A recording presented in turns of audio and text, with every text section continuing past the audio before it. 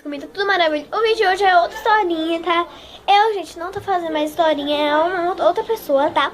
Então, quando eu chegar 40 inscritos, tô com 30 inscritos, obrigada, regatou, gente. Ó, compartilhe, ó. Like. Deixa o like, tudo. Beijo, abraço e até um dia.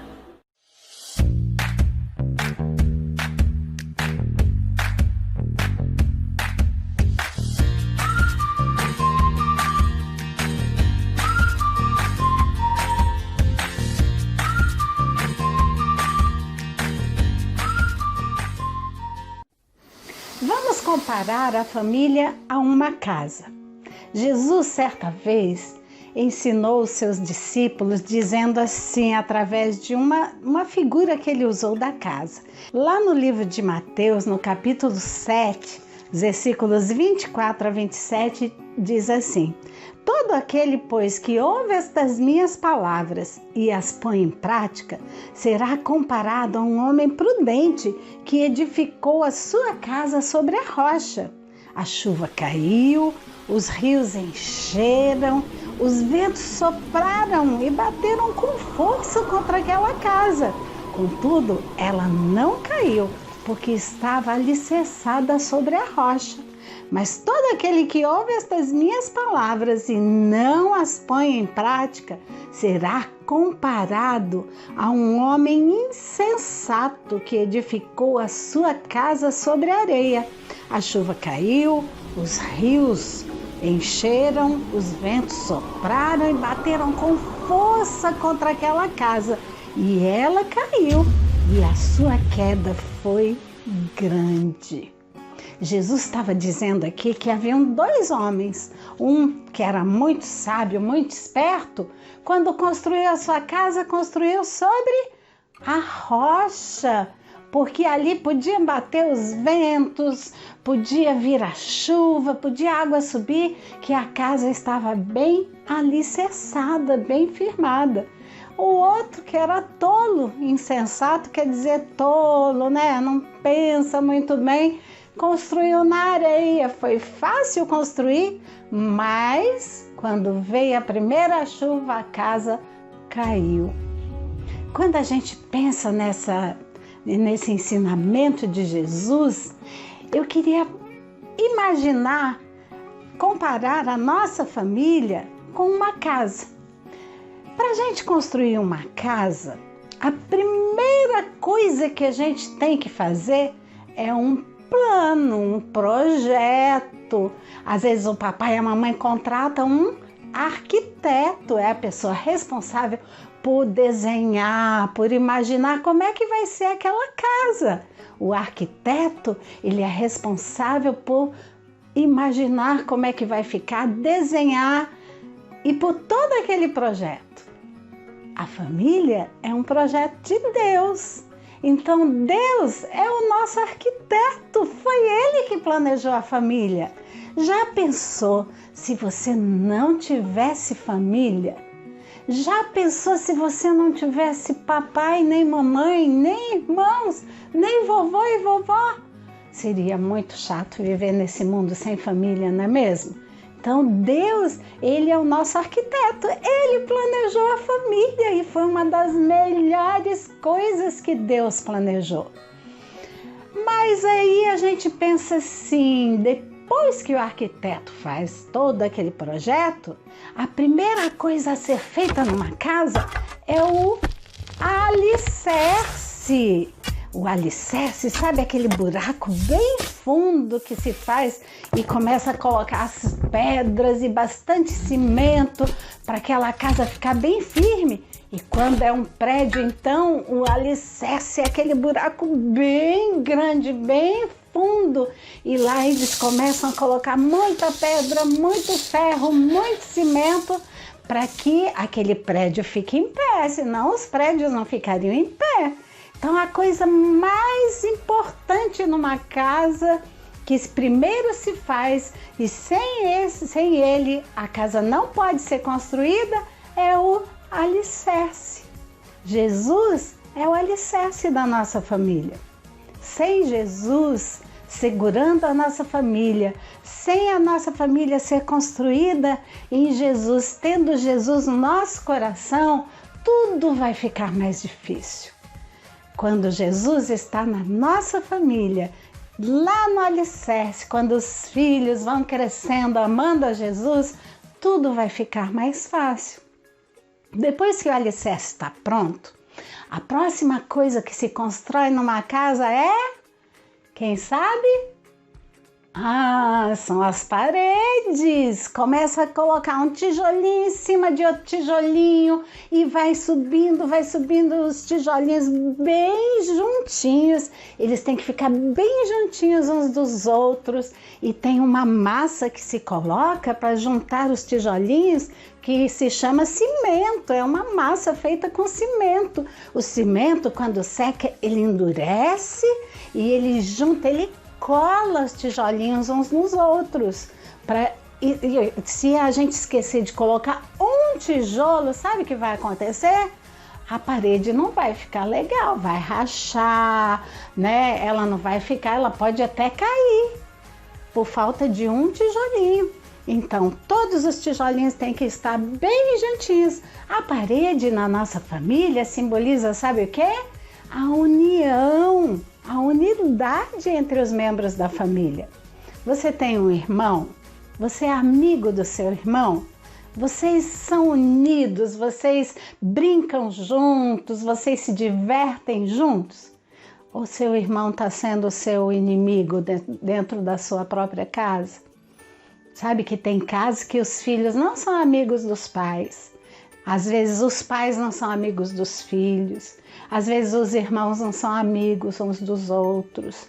Isso se chama rachadura nas paredes, né? E uma casa com rachaduras não vai ficar legal, uma hora ela vai cair. Então, que a gente se lembre que a parede da casa simboliza que a gente tem que estar bem juntinhos dos outros, unidos. A família é um time, é como um time de futebol. Todo mundo joga ajudando um ao outro e não competindo com o outro. A gente tem que estar todo mundo jogando juntinho, né? Estando juntos, em comunhão, em união. Depois que a parede está pronta, o próximo passo na construção de uma casa é colocar o telhado. O telhado serve para proteger a família, para proteger a casa. Sem o telhado, ia cair chuva dentro da nossa casa, o sol ia bater o dia inteiro, ia fazer frio. Então, o telhado é a nossa proteção. É proteção contra a chuva, contra o sol, contra, né, qualquer outra coisa que venha lá do alto que possa atingir a nossa casa. O telhado, ele é responsável por cobrir toda a casa. E a gente pode comparar o telhado com o amor na família. A Bíblia diz lá em 1 Coríntios 13 que o amor é o sentimento mais importante numa família. O amor cobre todas as coisas. Então, se na sua família tem amor, fica muito mais fácil a gente aceitar o nosso irmão, aceitar o nosso pai, a nossa mãe como eles são, porque o amor é muito maior do que os defeitos que um ou outro possa ter. Então, o telhado na nossa família simboliza o amor. Mas sabe que às vezes tem casa que tem uma goteirinha lá no telhado, uma telha quebrada, e a goteirinha pingando a noite toda, plim, plim, plim, plim, deixa a gente chateado, irritado. Quando a gente pensa numa goteira, numa família, sabe o que pode ser?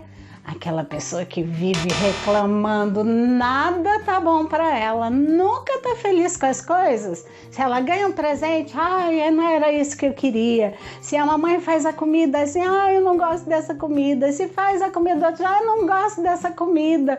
Eu não gosto desse suco, eu não gosto dessa fruta. Nada tá bom para aquela pessoa, passa o dia todinho reclamando. A pessoa que passa o dia todinho reclamando é como essa goteirinha que fica lá no telhado, pingando o tempo todo e precisa ser consertada. Às vezes precisa chamar, né, o nosso construtor para ir lá e consertar essas goteirinhas, não é? Então, na nossa vida também, o nosso construtor é o nosso Deus. Ele que está ali, ele que planejou a família e ele é capaz de consertar qualquer goteirinha do nosso telhado. Depois do telhado, o que se coloca numa casa são as portas e janelas. Para que servem as portas e janelas? Olha, a porta serve, claro, vocês sabem, né? Para a gente entrar e para a gente sair da nossa casa.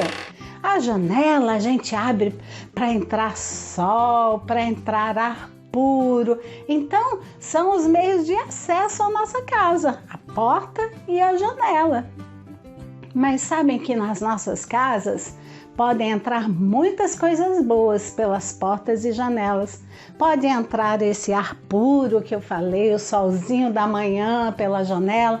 Pode entrar uma pessoa querida na nossa família, os nossos queridos. Mas também pode entrar coisas ruins. Quando um ladrão aparece de noite, ele entra às vezes pela janela, pela porta. Às vezes entram coisas ruins, pode entrar um bicho, né? Um inseto, e eles não são desejáveis, certo?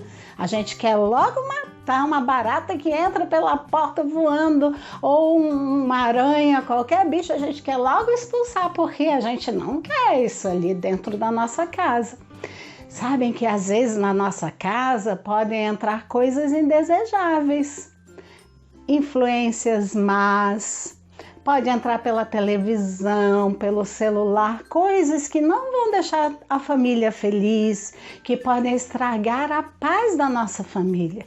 Então, que na sua família vocês possam deixar só entrar coisas boas. Essas coisas ruins, coloca para fora, como a gente coloca um inseto que não vai fazer bem para nossa família.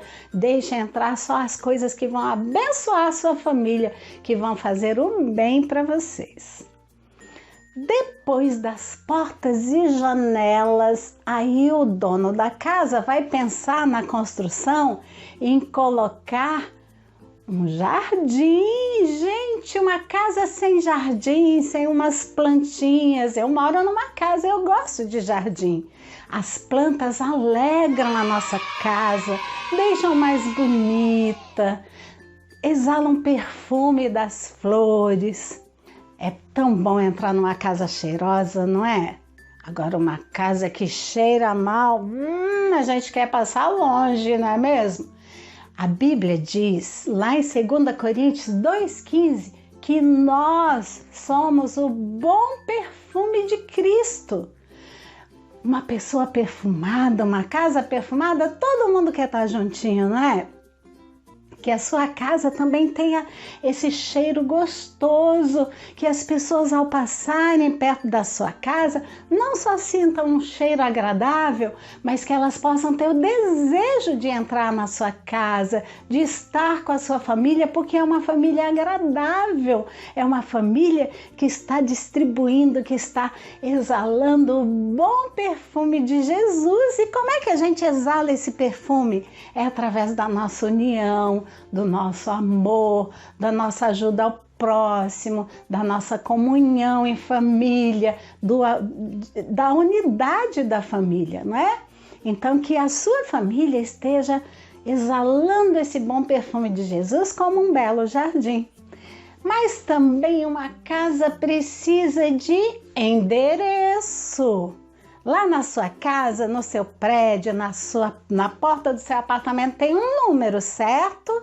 Esse número identifica quem mora naquela casa. Quando a gente vai fazer um documento, a gente diz o nosso endereço.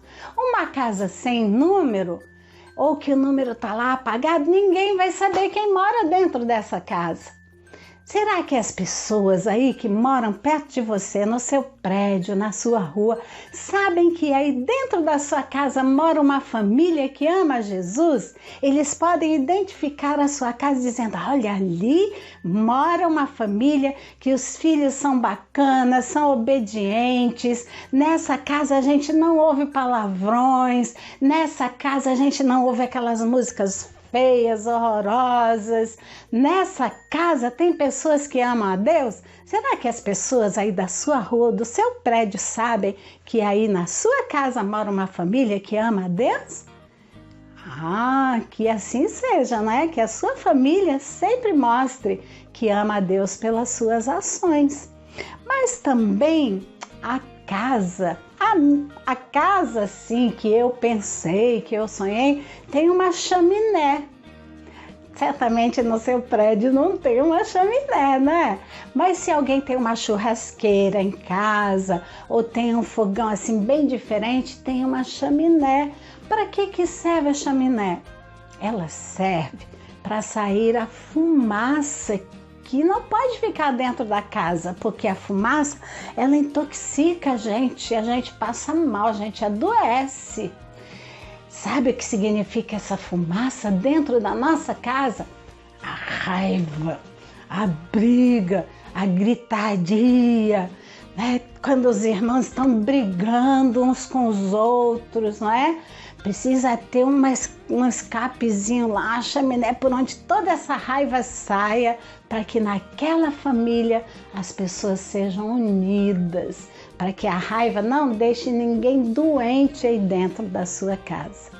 Como no texto que Jesus disse lá em Mateus 7, que a gente leu no começo, se essa casa está bem construída num alicerce que é Jesus, se Jesus faz parte da sua família, se a sua família está buscando ser unida uns aos outros, se há perdão na sua família, mesmo quando brigam, né? Aquela chaminézinha que simboliza o perdão por onde toda a raiva vai embora, se na sua casa tem proteção, tem cuidado, a Bíblia diz que pode formar um temporal, pode vir uma chuva bem forte, podem vir os problemas, as preocupações, pode vir doença, pode vir pandemia, o que for.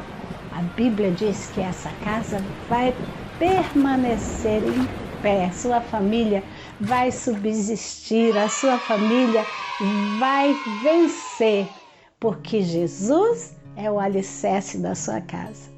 E se um dia tiver alguma rachadurazinha, alguma coisa que não vai bem na família, algum problema com alguém da família, a gente deve chamar o nosso arquiteto, que é também o nosso mestre de obras, que é o nosso Deus. Ele é o único capaz de consertar tudo que não estiver bem na nossa família.